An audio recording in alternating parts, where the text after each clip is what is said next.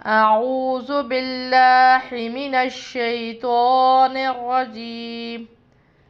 تختی نمبر 11 مش سکون۔ بسم اللہ الرحمن الرحیم۔ مش سکون یعنی جزم والی تختی یا مشق۔ آج ہم اس تختی کا 44 ورڈ پڑھیں گے یا 44واں لفظ پڑھیں گے۔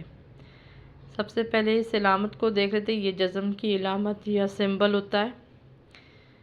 اس کے رولز میں سب سے پہلے یہ ہوتا ہے کہ جزم والا حرف ہمیشہ ایک بار پڑھا جاتا ہے پچھلے والے حرف کے ساتھ ملا کر یا جوڑ کر۔ دوسرا رول حروف قلقلہ کا ہوتا ہے۔ حروف قلقلہ 5 ہوتے ہیں: با، جیم، دال، تو، قاف۔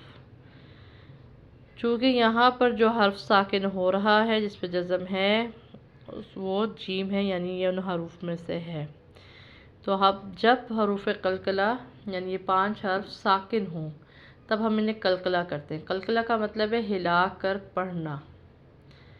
اب اس کا بھی ایک طریقہ ہے، وہ یہ کہ جس مخرج سے آپ یہ لفظ ادا کر رہے ہیں، یعنی یہ منہ کے جس حصے سے آپ یہ الفاظ ادا کر رہے ہیں، حرف ادا کر رہے ہیں، اسی سے جا کے آواز دوبارہ ٹکرائے۔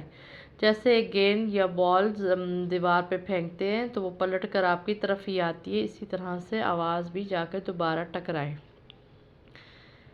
یہاں پر چونکہ جیم ہے تو تا پڑی زبر جیم ساکن تج، را پڑی زیر یا ساکن ری، تج ری۔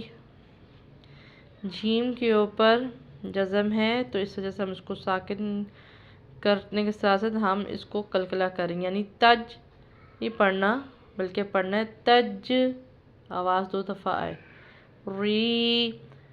را کے نیچے زیر ہے، آگے یا ساکن ہے۔ جب حروف مدہ کے رول سے زیر ہو حرف کے نیچے اور آگے یا ساکن آ رہی ہو تو اسے ایک الف کے برابر لمبا کر کے یا کھینچ کے پڑھتے ہیں۔ تو ہم یہاں پر ایسے ہی کریں گے تو یہ بن جائے گا تج ری۔ آسان لفظ ہے، پریکٹس کریں، انشاءاللہ جلد آ جائے گا۔ اللہ حافظ۔